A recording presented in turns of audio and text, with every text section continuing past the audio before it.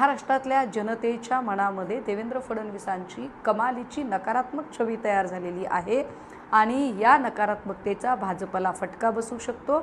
म्हणूनच देवेंद्रजींना बाजूला सारून आत्ता जे केंद्रीय पातळीच्या 2 मंत्र्यांना इथे प्रभारी म्हणून बसवलं जाते, याचा अजून एक अर्थ असू शकतो की केंद्रात वर आत्ता सक्रिय झालेल्या विनोद तावडे यांच्याकडून डावपेचांचं राजकारण करत महाराष्ट्रातनं देवेंद्र फडणवीसांना एक मोठा शह देण्याचा प्रयत्न केला जातो।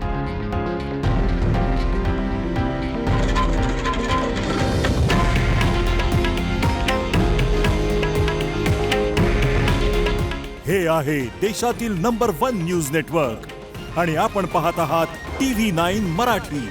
काळजी तुमची, हित महाराष्ट्राचं।